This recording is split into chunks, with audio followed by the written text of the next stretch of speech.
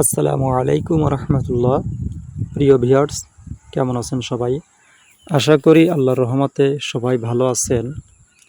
তো আজকে আর একটি নতুন ভিডিও, যেখানে আপনারা এই যে দেখতে পাচ্ছেন, এটা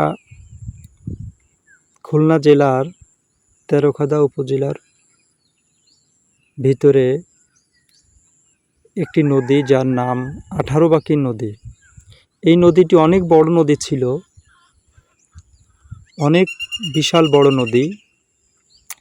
তো উপারে বাগেরহাট এবং এই পার বাগেরহাট মোল্লাহাট, আর এই পার তেরখাদা খুলনা, এই দুইটা সীমানা জুড়েই কিন্তু এই যে নদীটি, এই নদীটি অবস্থিত।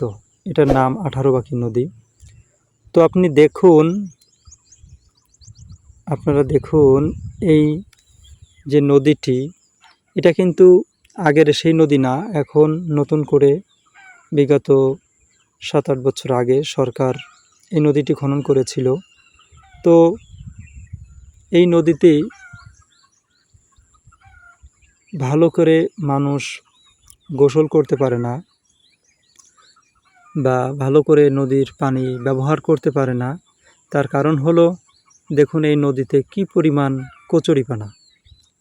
তো এই কচুরিপানাগুলি যদি সরানো না যায়, তাহলে এই নদীর পানি বা এই নদী জনগণের তেমনটাই উপকারে আসতেছে না, বা কৃষিকাজের জন্য ব্যবহার করা হয়, সেখানেও কৃষক ততটা উপকৃত হতে পারতেছে না।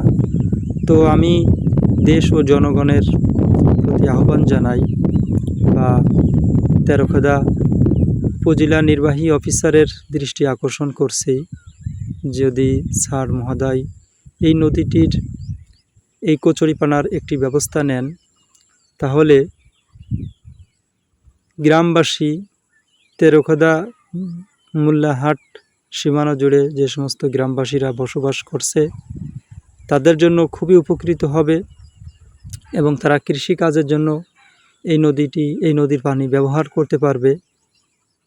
তো যদি দয়া করে কোনো হৃদয়বান ব্যক্তি বা কৃষি অফিসার প্রশাসনিকভাবে যদি উদ্যোগ নিয়ে এই কাজটি করা হয়, তাহলে সবার জন্য উপকার, সবার মঙ্গল কামনা করি, সবার জন্যই মঙ্গল বয়ে আসুক।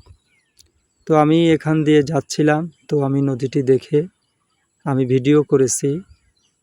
ভিডিও করেছি শুধুমাত্র দেশ ও জনগণকে দেখানোর জন্য, অন্য কোনো উদ্দেশ্য নয়। যদি কারোর ভালো লেগে থাকে, আমাদের চ্যানেলটি সাবস্ক্রাইব করবেন, পাশে থাকবেন। আর যদি মনে হয় নদীটি কচুরিপানাগুলি পরিষ্কার করার প্রয়োজন, তাহলে সেই হৃদয়বান ব্যক্তি এগিয়ে আসুন, এই নদীটি আপনি ভিজিট করুন বা দেখুন। যদি আপনি মনে করেন এটা উপকারে হতে পারে পরিষ্কার করলে, তাহলে আপনি সেটাই করবেন। আজকে এই পর্যন্ত। সবাই ভালো থাকবেন, সুস্থ থাকবেন। আসসালামু আলাইকুম ওয়া রাহমাতুল্লাহি।